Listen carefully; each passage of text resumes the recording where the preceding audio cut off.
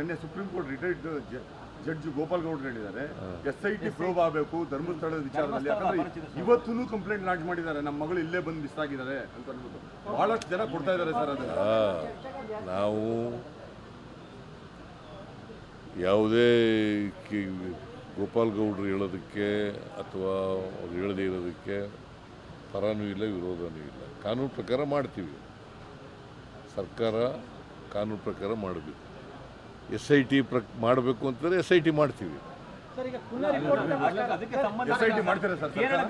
ಇಲ್ಲ ಇನ್ನೂ ಇಲ್ಲ.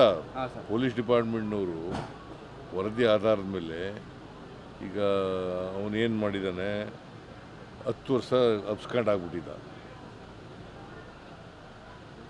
ಅವನು 164 ಸ್ಟೇಟ್ಮೆಂಟ್ ಕೊಟ್ಟಿದ್ದಾನೆ ಪೊಲೀಸ್ ಮುಂದೆ. ಆ 164 ಸ್ಟೇಟ್ಮೆಂಟ್ನಲ್ಲಿ ಅವನು ಏನು ಹೇಳಬೇಕು ಎಲ್ಲ ಹೇಳಿದ್ದಾನೆ. ನಾನೇ ಊತ ಹಾಕಿದ್ದೀನಿ ಅಂತ ಹೇಳಿದ್ದಾನೆ. ಆ ಎಣೆಗಳನ್ನು ತೋರಿಸ್ತೀನಿ, ಬೇಕಾದ್ರೆ ಊತ ಹಾಕಿರೋ ಜಾಗ ಕರ್ಕೊಂಡು ಹೋದರೆ ಮಾಡ್ತೀನಿ ಅಂತ. ಪೊಲೀಸ್ನವರು ಏನು ಹೇಳ್ತಾರೆ ನೋಡೋಣ, ನಾಳೆ ಇವತ್ತು ನಾಳೆ ಒಳಗಡೆ. ಸರ್ಕಾರದ ಮೇಲೆ ಯಾವುದೇ ಥರ ಒತ್ತಡ ಏನಿಲ್ವಲ್ಲ ಸರ್ ಈ ವಿಚಾರದಲ್ಲಿ? ಸರ್ಕಾರದ ಮೇಲೆ ಯಾವುದೇ ಒತ್ತಡ ಇಲ್ಲ. ಒತ್ತಡ ಹಾಕಿದ್ರೂ ನಾವು ಯಾರ ಮಾತು ಕೇಳಲ್ಲ, ಕಾನೂನು ರೀತಿಯೇ ಮಾಡ್ತೀವಿ.